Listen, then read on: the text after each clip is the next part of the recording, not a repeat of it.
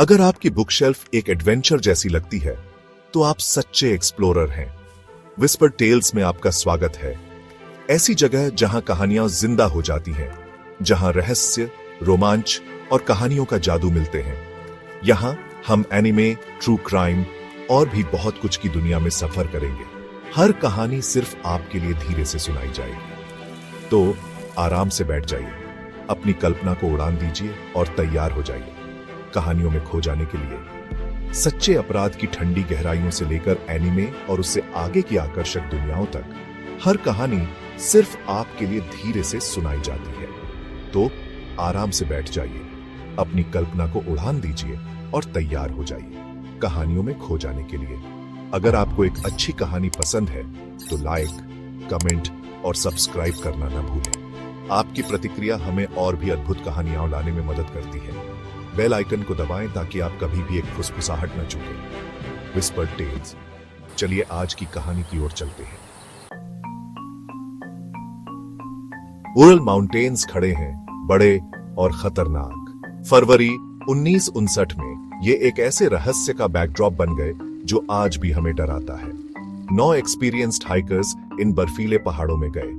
वो एडवेंचर ढूंढ रहे थे। उन्हें मिली ट्रेजेडी।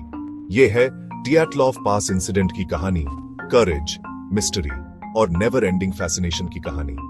ये इंसिडेंट कोलत्स्याकल के ईस्टर्न स्लोप्स पे हुआ। मैंसी लोग इसे डेड माउंटेन कहते हैं। ये नाम पुराने लेजेंड्स और हिडन डेंजर्स की याद दिलाता है। उस पहाड़ पे क्या हुआ? ये सवाल दशकों से दुनिया को परेशान कर रहा है।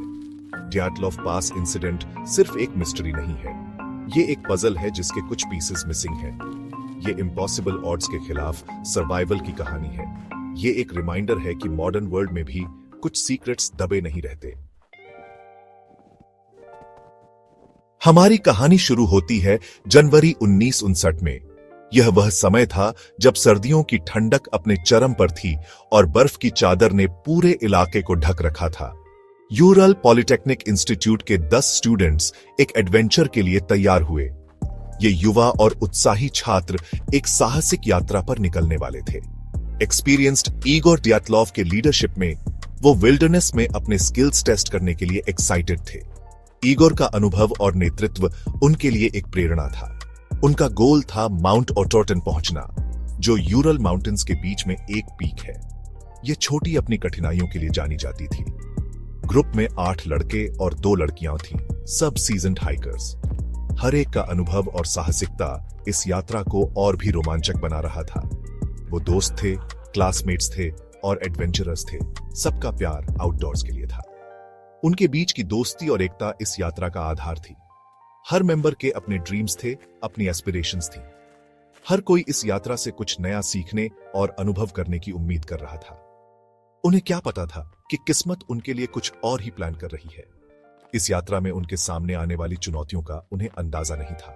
हाइकर्स में यूरी यूडिन भी था।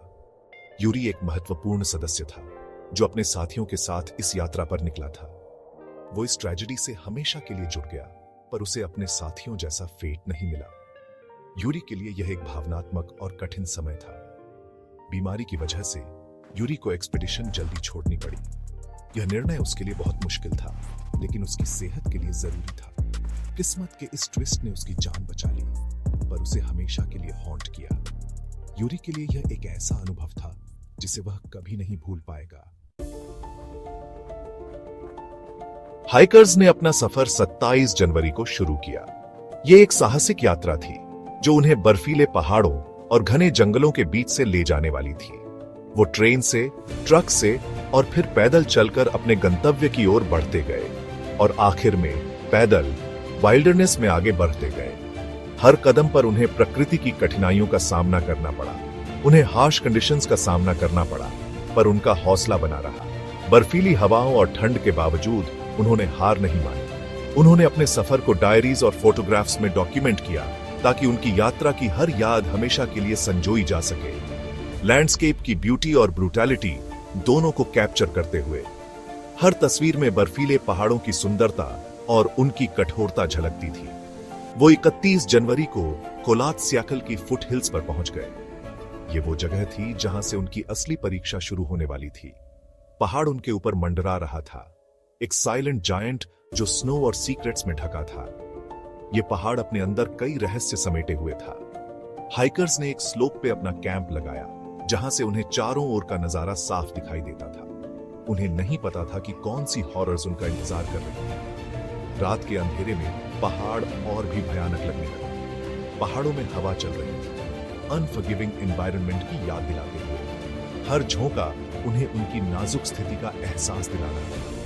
हाइकर्स अपने टेंट में दुबके हुए थे, वार्मथ और कमराडरी ढूंढ रहे थे। ठंड से बचने के लिए वे एक दूसरे के करीब बैठे थे। उन्होंने स्टोरीज शेयर की, हंसी मजाक किया और फ्यूचर के ड्रीम्स देखे। ये पल उनके लिए बहुत कीमती थे। उनका आखिरी कैंप एक स्लोप पे था, एलिमेंट्स के सामने एक्सपोज्ड, जहां से हर दिशा में बर्फ ही बर्फ थी। एक डिसीजन जो बाद में इन्वेस्टिगेटर्स को कंफ्यूज करेगा। यह कैंप उनके लिए एक रहस्य बनकर रह जाएगा। दिन हफ्तों में बदल गए और पहाड़ पे सन्नाटा छा गया। हर तरफ बस बर्फ और खामोशी थी, जैसे प्रकृति ने खुद को एक सफेद चादर में लपेट लिया हो।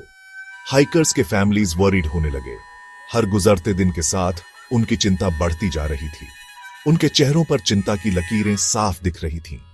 उनकी स्केड्यूल्ड रिटर्न डेट गुजर चुकी थी और एक्सपेडिशन से कोई खबर नहीं थी। हर बीतते दिन के साथ उम्मीदें धुंधली होती जा रही थीं। एक सर्च पार्टी बनाई गई, मिसिंग हाइकर्स को ढूंढने के लिए डेस्परेट। रेस्क्यूअर्स ने ठंड के बावजूद हिम्मत नहीं हारी और अपनी तैयारी शुरू कर दी। 26 फरवरी को सर्च पार्टी को एक चिलिंग साइट दिखा। हाइकर्स का टेंट अबैंडन्ड और आधा स्नो में दबा हुआ। यह दृश्य किसी भयानक कहानी जैसा था। टेंट अंदर से काटा गया था, एक डिटेल जिससे उनकी रूह कांप गई। हाइकर्स कहां थे? यह सवाल सबके मन में गूंज रहा था। किस चीज ने उन्हें अपने शेल्टर से फ्रीजिंग नाइट में बाहर निकलने पे मजबूर किया? यह रहस्य और भी गहरा हो गया था। हाइकर्स के ट्रैक्स फॉलो करते हुए रेस्क्यूअर्स को आंसर से ज्यादा क्वेश्चंस मिले। हर कदम पर नए सवाल खड़े हो रहे थे। फुटप्रिंट्स, कुछ बेयरफुट, कुछ सिर्फ सॉक्स पहने हुए, टेंट से डार्कनेस में दूर जा रहे थे। यह दृश्य और भी भयावह था। हाइकर्स अपना सामान, अपने शूज, यहां तक कि अपने वार्म क्लोथ्स भी छोड़ गए थे। यह सब कुछ बहुत ही अजीब और असामान्य था। ऐसा लग रहा था जैसे वो डर के मारे भागे थे, अपनी हेस्ट में सब कुछ छोड़ के। यह दृश्य किसी भयानक सपने जैसा था जो हकीकत में बदल गया था।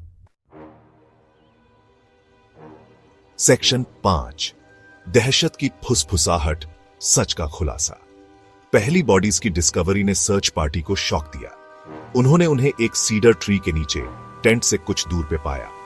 बॉडीज पे बहुत कम कपड़े थे, जैसे कि उन्होंने किसी अनसीन थ्रेट से बचने के लिए अपने कपड़े उतार दिए हों। जैसे जैसे सर्च आगे बढ़ी, एक ग्रूसम ट्रूथ सामने आई।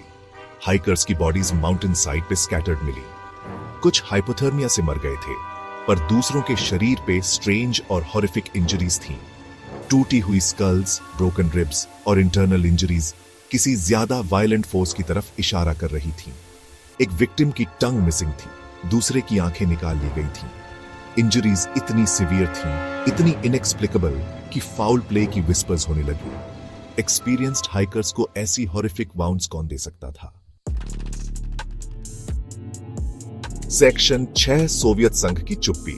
सोवियत अथॉरिटीज ने इंसिडेंट की इन्वेस्टिगेशन शुरू की, पर उनके फाइंडिंग सीक्रेसी में छुपा दिए गए। ऑफिशियल एक्सप्लेनेशन वेग और अनकन्विंसिंग थी, डेथ्स को एक कंपेलिंग नेचुरल फोर्स की वजह से बताते हुए। ट्रांसपेरेंसी की कमी ने स्पेक्यूलेशन को बढ़ावा दिया। अथॉरिटीज क्या छुपा रहे थे? केस इतनी अब्रप्टली क्यों क्लोज कर दी गई? सोवियत संघ की चुप्पी ने मिस्ट्री को और गहरा कर दिया, काउंटलेस थ्योरीज और कंस्पिरेसीज को जन्म देते हुए।